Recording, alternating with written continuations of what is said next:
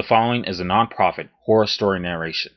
The story narrated with full permission and cooperation is written and owned by the author, who is credited in the subject line and in the description down below, along with a link to the original story. This video may contain some material such as violence, creepiness, jump scares, adult language, and suggested content which may not be suitable for some viewers. Please support the official release, and viewer discretion is advised.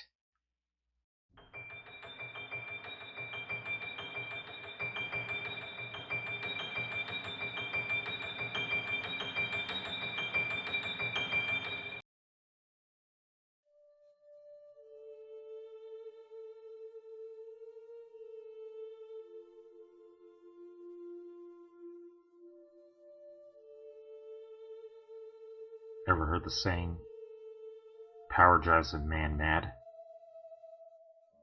I never believed in that. I always thought it'd be a load of crap. It isn't power that makes a man mad. It's the other way around. A man's madness is visible when he has power. When you become a criminal, loyal citizen, father, drug addict, it doesn't matter. The real content of your character will show, no matter which of these you are. The world focuses too much on what you are, and not why you are. People don't understand that, though. They never understand anything. I guess I'm not here to debate deep subjects, though. Angela is traumatized and in denial of her parents' deaths. They keep her on a 24-hour watch because her current mental state is unpredictable. Or at least that's what they told me. They did question me about Brock and Joseph. They also questioned me about John. I told him what happened. Detective Wilson looked concerned when I told him I killed them both. But I didn't ever get called in for questioning again. Meanwhile, John was awaiting trial. It was due to commence sometime this month. I had some time before work, so I was basically wasting my days away. The only thing keeping me going right now is the fact that I have to be there for Angela. I thought a lot about John, and what happened now that my mental state is better. There were things I wanted to ask him. Things only he could answer. So with all that free time, I did something I probably shouldn't have. I went to visit a sick monster. It was, of course, a no-contact visit, and there was glass between us.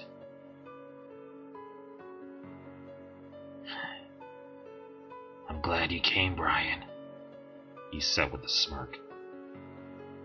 His wounds were probably still healing. Why did you pick me? I asked. No, I'm gonna start with the conversation. Then you get to ask your questions, John said with his smirk fading. Fine, I replied, interested in what he had to say. You see, I know what you really are. You're like me. You're trying to convince yourself you aren't. But you can't fool me. No, he said as he used his tongue to wet his mouth and lips as if his mouth was dry. I know what you're doing. You're trying to fit in with them, he said as he looked around at the guards. You know, normal people. But you can't because you aren't one of them. You'll never will be. Although, you can hide in them, blend into the crowds, pretend you're one of them. You've proven you can do that extremely well, he said with a smirk as if he was proud. You, Brian, you're a wolf in sheep's clothing. That's all you are. And that's all you ever will be. What's interesting about you, though, is that you aren't just any wolf. No. No. You're special. And I think I've proven that, he said with his voice deepening. But you've messed with the wrong people. You killed my minions. Not only that, you put me in jail and foiled my plans. You see, I'm a man that takes pride in his work. And you stopped my work. Given it's only temporary, but still, you halted me. And that, my friend, is a very, very dangerous thing to do, he said as he eyed me with a mixture of hatred, intrigue, and pleasure. I keep my poker face on, just listening to him. I want you to understand one thing. I don't forget things. That little girl, Angela, she will be my next killer I create. My next creation, he said with a smirk. I will take everything you hold dear away from you. I will make you suffer. Then once I'm done, you'll finally embrace the cold-blooded murderer within you. You can't get rid of me. I won't ever leave you alone. The only way to get rid of me is to kill me. These four walls won't stop me, he said, eyeing me intently. My turn, I responded, clenching my fist. If you ever hurt Angela ever again, I will kill you. He laughed at my threat with a gleeful smile. Oh, I can't wait. Why did you choose me? I asked. Because I know of your little incident when you were a child.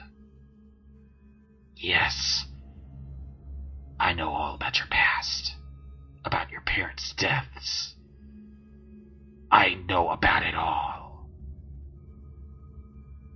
That's why I choose you, he replied with an evil smile. That's all I needed to know, I said as I got up and went to leave. That's it? That's all you had to ask me? He said as if he was disappointed. I waited for a moment and turned my back to him, continued to walk.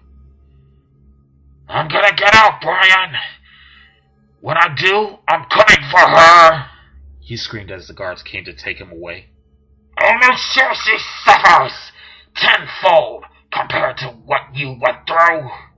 I'm coming for you! He yelled as I walked out. I knew he meant what he said. It wasn't a threat. It was a promise.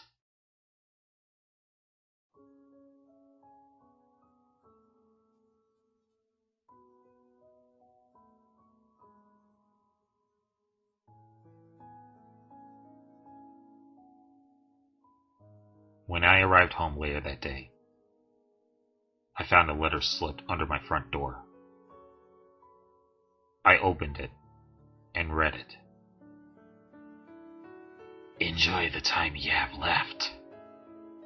I'll always be watching you. You can't escape. I instantly looked around outside to see a car speed away. How in the fuck did he... It doesn't matter. I'm moving away as soon as I get custody over Angela. One thing is for sure, though. I have a feeling this is just the beginning. Also, someone asked me how many people were killed that day. The police have found more victims, and it is now 87 people of all ages and genders. This includes children. Furthermore, police believe there are still some victims missing, as there was 125 missing persons reported a day or two after February 9th. Police believe the final count will be somewhere around there.